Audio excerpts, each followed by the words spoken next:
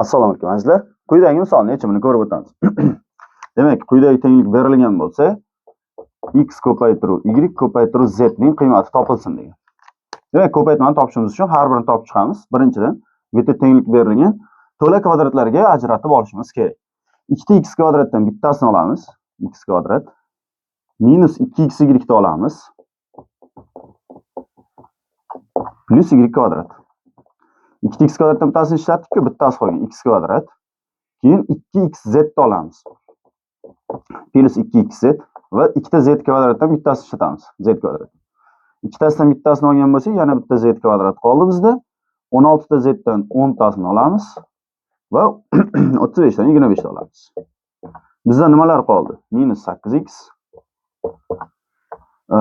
plus 2y va 16 ta z dan 10 tasi ketgan bo'lsa, minus 6 ta z qolgan. Plus 10 teng 0 ga. Nimaga bunday qildik? Mana bu joy endi ko'rib turganingizdek to'la kvadratga tushadi.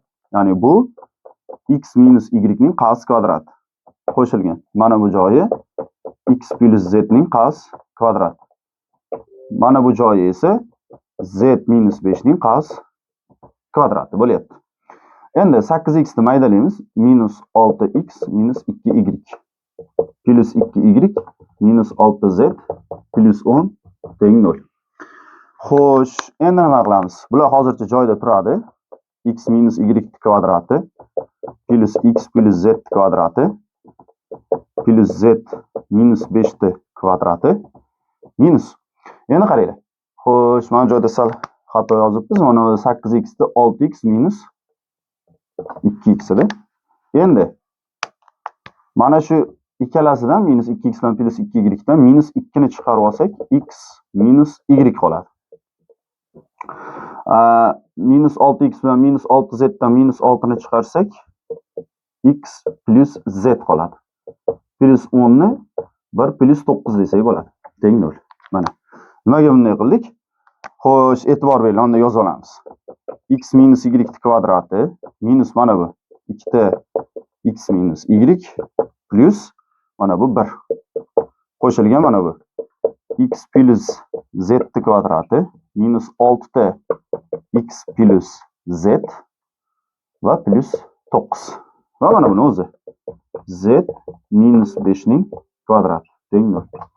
Xo'sh, e'tibor bergan bo'lsanglar, azizlar, mana bu joyi mana a ning kvadrati ko'paytmani ikkilangani plus 1, 1 ni kvadrati. Ya'ni bu x minus y minus 1 ning qavs kvadrati qo'shilgan. Mana bu joy x plus z kvadrati, bu yerda x plus z 6 ni 2 kara 3 desak, ya'ni ikkilangani bo'lyapti 9 3 kvadrat. Demak bu x plus z minus 3 ning qavs kvadrati.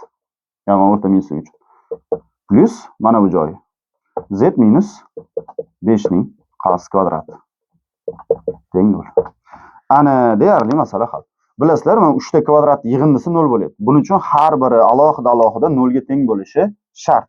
Ya'ni faqatgina o'sha nollarning yig'indisi 0 chiqadi yoki qarama-qarshi sonlar yig'indisi 0 bo'ladi, lekin bu yerda kvadrat bo'lgancha hech qaysi minusda chiqmaydi. Hammasi 0 bo'lishi shart.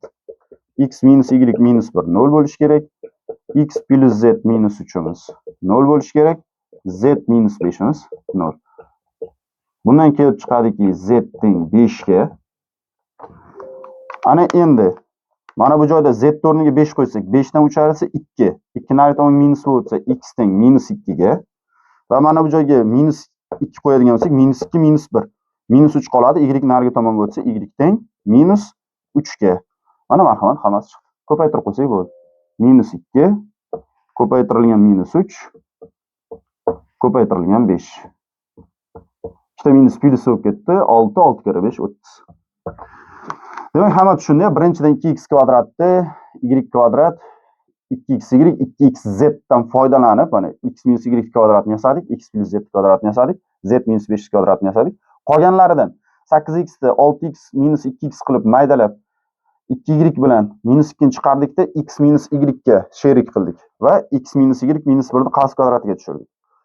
Xo'sh, 6x bilan 6z dan 6 ni chiqarib x plus z ni bu bilan sherik qildikda x plus z minus 3 ni qavs kvadratini yasadik va z minus 5 qavs kvadrat alohida 0 ga tenglik va har birini topdik. Tushunarli bo'ldi degan umiddamiz.